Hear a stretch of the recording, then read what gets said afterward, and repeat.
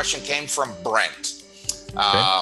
And I don't know what city Brent is in, but Brent and I had a couple of emails back and forth. And his first question for me was, hey, Dan, can you offer some tips for a startup menswear retailer? Okay. And as I said to Brent, it's my belief, or maybe even proven theory, that the best success stories in retail contain similar plot lines, right? Think about a story. You know, we've got these same plot lines. We've got these sort of milestones or check boxes. And so I threw 5 of what I feel are like my top 5 components to consider when not just starting a retail operation, but in the operation of a retail business. And so here's my 5. Number 1, you've got to have a vision. Now I sound like a broken record, but you've got to have a vision. Know where you want to be in 3 years, and then start working backwards to today. Each step of the way has to be evaluated, has to be measured, and has to be improved upon to gain traction towards your always moving forward target. And in our third question, I'm going to expand a little more on that vision. Point number 2 for me is that technology has to be your greatest ally. Ask yourself, what am I doing, or what am I planning to do, and how can tech simplify that, right? For me, I'm going to say you got to start with a fully integrated POS/e-com platform. Yeah. Right out of the gate. Yeah. Out of the gate, you got to have that plan. And it needs to be early in the process, not an afterthought. And I'm going to warn or caution, don't choose the easiest platform. Choose a platform that has the ability to grow and evolve with the business. And I get asked this question, typically in trade shows or whenever I'm in front of, the CRS umbrella representing point of sale. And I tell people the key to choosing the right platform is the recognition that it's the brain behind your business. It has to have the ability to dissect data in a manner that allows smart business decisions. By smart, I mean specific, measured or metric-driven, actionable, relevant, and time-bound analysis. Too many of these shitty cloud systems out there have no ability to dissect data to allow smart business decision making. Okay. And it has to be able to analyze what has happened and allow me to make decisions or predictions based on now what will happen. Last thing I'll say about POS is that you have to choose a platform that allows new technology to integrate easily.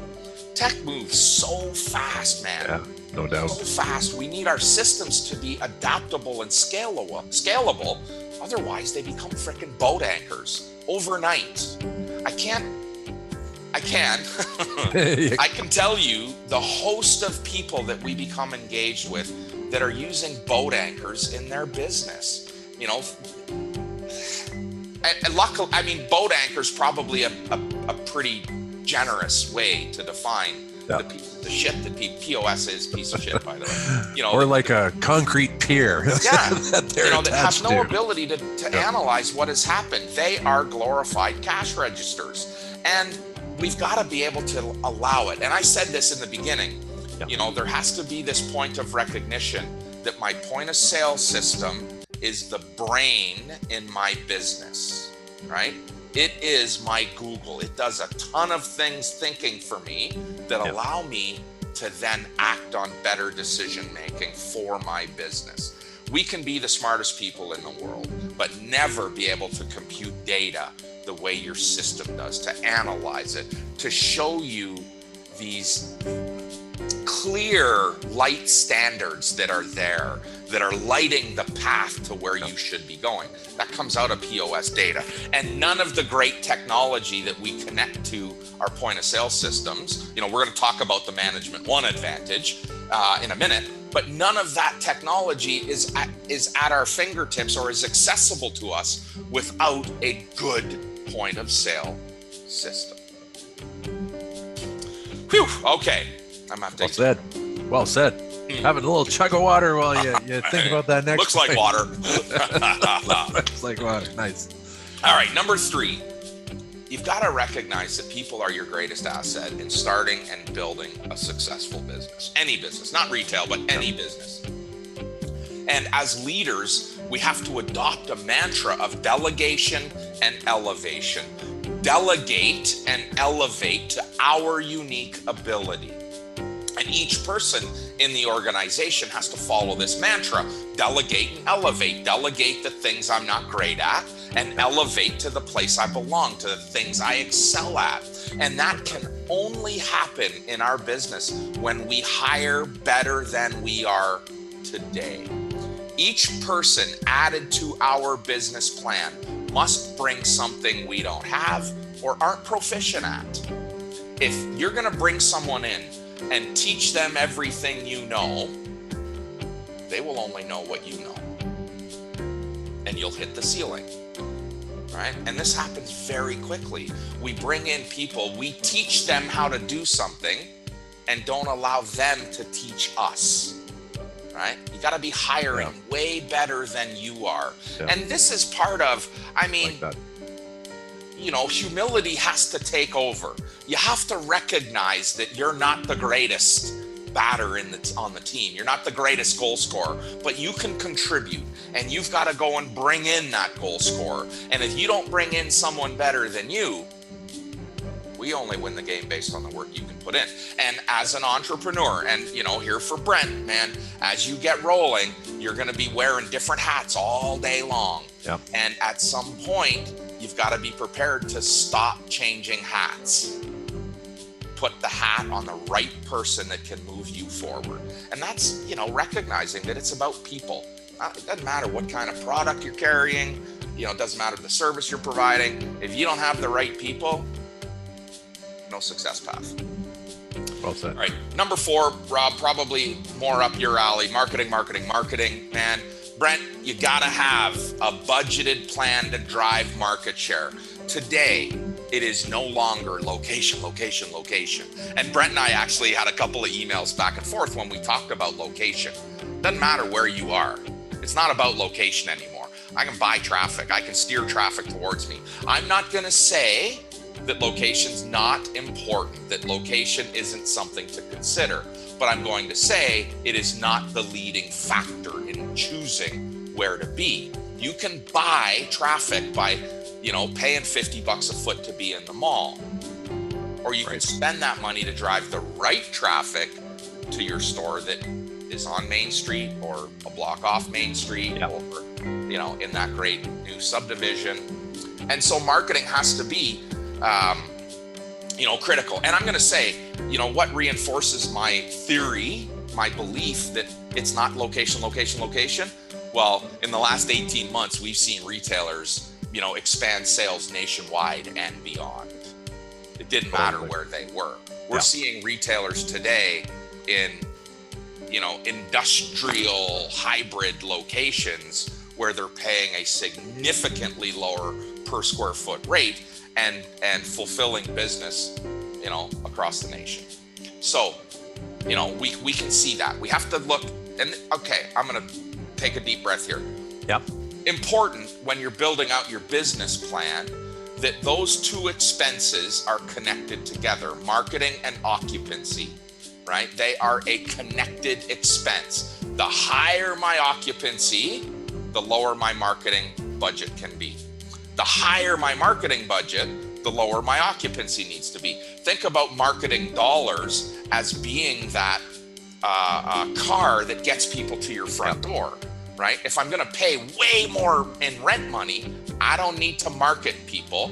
It is the expectation that someone else is driving the bus to my front door. Yep. And so in our business plans, we've got to keep those two expenses connected together and build from a budget. If you're not spending your budget, you're missing opportunity. If you're overspending your budget, you got to look, how do I scale that back? And then that becomes part of that POS analysis or, any other marketing analysis that we can do in our business. There has to be a plan in place to drive traffic to our e-com site as well as our store. And that doesn't happen without money. Yep. right? You got to have a budget. Is there a percentage range, Dan, like factoring those two together on your top line revenue that you guide your retailers with? Yeah, 9 to 15. You need to be 9 to 15%. Occupancy often is in that 6 to 9, maybe it stretches to 11 or 12. And then marketing, what used to be 1 to 3%, is now a little bit higher. I'm more comfortable in the 3 to 5, quite simply because my fulfillment costs are going down.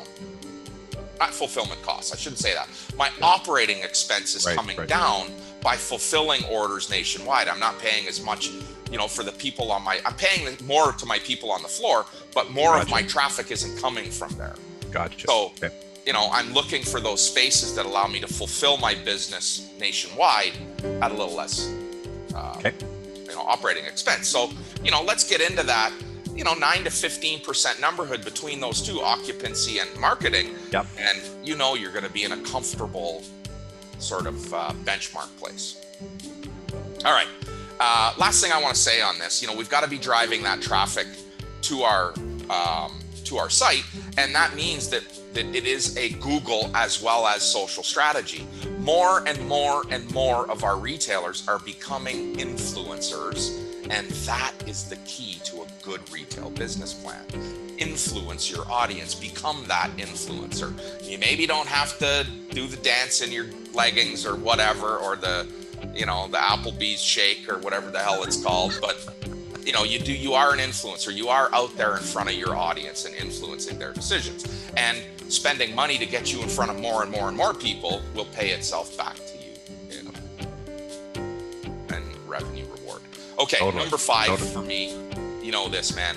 Cash is queen in our business. Your business can be catapulted forward or lag behind as a result of your cash position and your flow. You have to start right from the very beginning with a plan that focuses on cash growth ahead of all else. We need the ability to plan a business with a strategy that mitigates risk and maximizes opportunity. And our second retailer question of the day will dive deeper into merchandise intelligence and effective planning. But I'm going to repeat myself on this.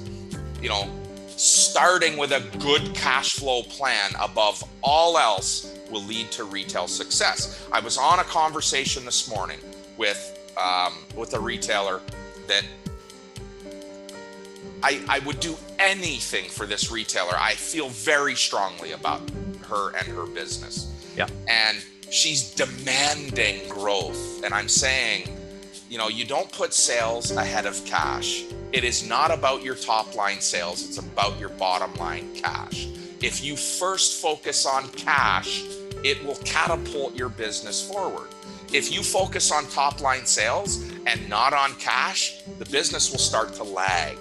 Cash has to lead the path, man. It has to lead us. And that comes from having a good cash flow plan.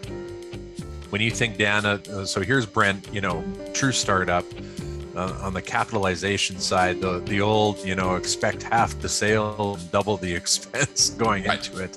When you think in that light, what advice do you have for Brent? Is it that simple?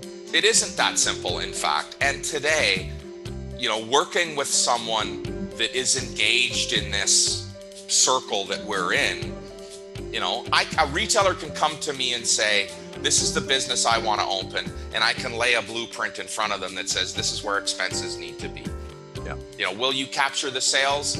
I can't foresee sales in a startup. I can't see that, but I can tell you what the expenses will be and where not what they will be, but where they should be. And so for Brent, as we sort of went back and forth on this, I did give him, here are the benchmarks for a menswear store. This is where revenue as a percentage has landed. And here's actually dollars and cents.